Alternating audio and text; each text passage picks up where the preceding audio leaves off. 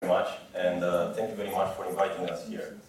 I think I'll address some of Mr. Kessler's concerns in my short, brief speech right now. But I want to tell you first that you have here in this room some of the best investigative reporters in Europe nowadays. These people you see here on the front row mainly, they are experts in following the money across borders. I didn't know.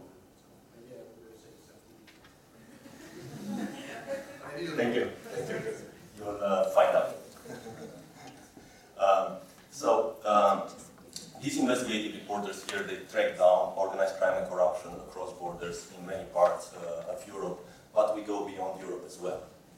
The Organized Crime and Corruption Reporting Project, for instance, tracks down crime all over Eastern Europe, but also in Mexico and other countries of the world. And what we do is we act along the criminal illicit networks. The problem with law enforcement from our point of view is that whenever you have a transnational crime, whenever you have a transnational organized crime group, this group moves very fast, or whenever you have a new criminal scheme, there's an import-export of such criminal schemes across borders. They come from Latin America to Europe, they grow from Europe to the Americas, to Asia. And for law enforcement, it's a little bit hard to keep up with these movements, with these very flexible structures, because the exchange of information across official networks is sometimes not working very well. I'll give you one example. Imagine an organized crime group that operates both in Iran and the US and Europe. Will there be cooperation between law enforcement in Iran, law enforcement in the US, and law enforcement in Europe to tackle this organized crime group? Hardly so. So what we're doing is we are as flexible as the criminals. Investigative reporting networks can exchange information with ease and with speed. And this is what we do in order to track down criminal groups and to identify corruption patterns. So we investigate from fraud with European funds to criminal groups that launder billions and billions of euros, all over the world. And this is, it's a very large array of investigative reporting that we're doing. And Mr. Kessler is right. I mean, Olaf or any other institution, any other law enforcement cannot monitor the internet to see what we're reporting on. And this is why we're working right now on new data structures, because what we need to do is to be more transparent, and what we're doing right now is we efficiently use the web in order to be more transparent. So we're not just posting the story, the investigative story, we're posting the documents behind the story and also the how-to, the way we did the story. That is transparency, and that ensures trust with our public, because the public is our main concern. It is not the law enforcement, it is the public. We want to inform the public, and we want everybody to be able to do investigative reporting. This is why we're posting video tutorials on how to track down companies across borders, how to track down criminals across borders, and this is why we're trying to be as transparent as possible. Now, for instance, at the Organized Crime and Corruption Reporting Project, I'd say that 95% of the information we're using in our reporting, and I'll give you some examples right away, it's from public sources, it's public information. And the only trick to this is that we're able to put the puzzle together. We're getting a little bit of information from here, from Brussels, a little bit from Colombia, a little bit from Serbia, and suddenly we're able to piece together the organized crime group trafficking drugs all the way from Latin America to Europe. This is our strength, the fact that we're exchanging information very quick, and the fact that we're cooperating and we're reporting the stories and posting the stories online and posting the documents so that people can take not our word for granted, but our documents and our methods for granted. This is part of the transparency issue. I'll give you one example. What you see right now here is an infographics. You're probably familiar with the Magnitsky case. Magnitsky was a Russian lawyer, and he died in jail after revealing one of the biggest frauds in contemporary Russia.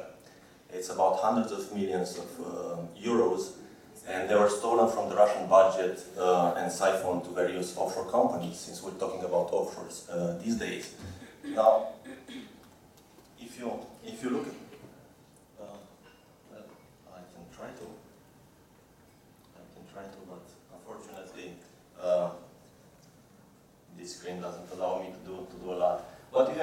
this side, on the left-hand side, your side, is the Russian budget and the money siphon. And you'll see all these black kind of rectangles here, they're companies. So you see the money went through many, many companies, including companies in the United Kingdom, including companies in Cyprus, including companies in the British Virgin Islands, but also companies in Moldova, in the Republic of Moldova.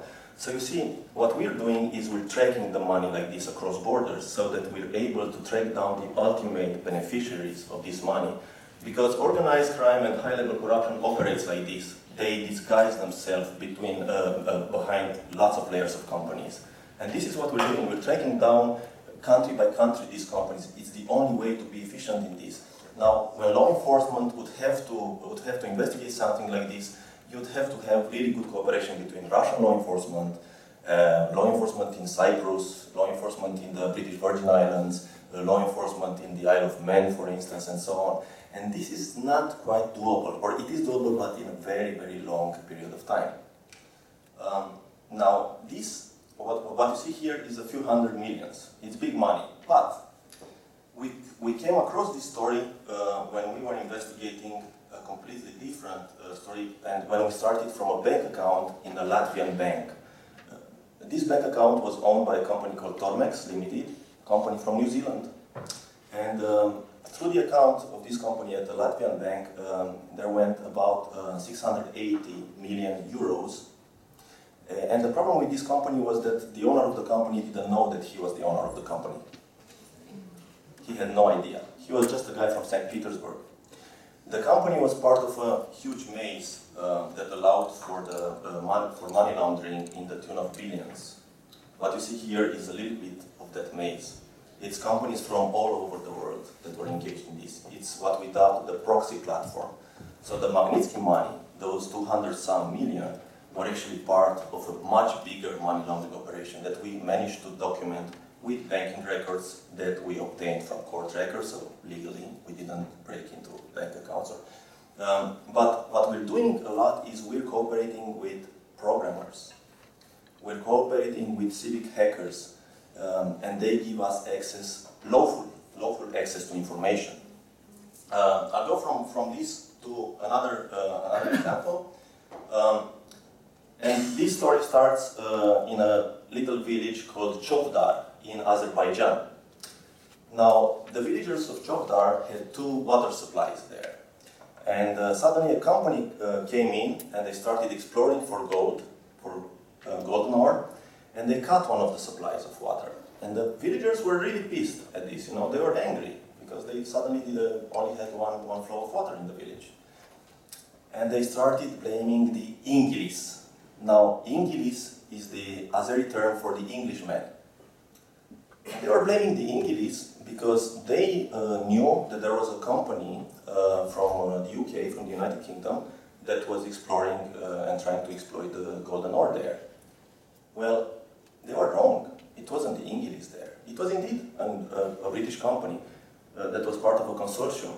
But when we analyzed what happens behind this company, we found out, for instance, that this company, called Globex International LLP, is owned by 3 Panama companies that are owned by the daughters of the president of Azerbaijan, who himself signed the license, the exploration license, for the Chovdar vicinity. So you see here, it wasn't the Inglis. The locals didn't know about it. And in this case, you had a British company going into Panama companies, going back to Azerbaijan with business. Now, I mentioned before programmers that we work with. And let's take Panama. Panama, and this is also a problem all over Europe, and this is access to company records, proper access to company records.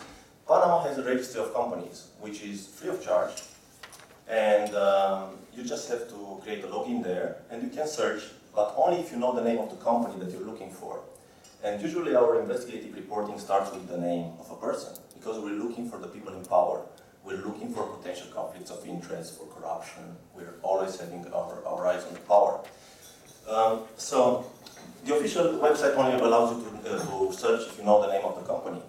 But a hacker came in, a civic hacker, and scraped this database. That means took all information from the database, from the official database, and created this new, very simple website that you see here, where he allows us to search for names of persons. So if we search, for instance, for the name Aliyev in this database, and this is public database, it's on the internet right now, you'll find 3 names here that, for instance, Leyla Aliyeva, Azu Aliyeva, and Mehriban Aliyeva. Mehriban Aliyeva is the wife of the president of Azerbaijan, and these are the 2 daughters. If you click on this, on any of the names, you'll see many more companies, not just the 3 ones that that are involved in the Chovdar gold field.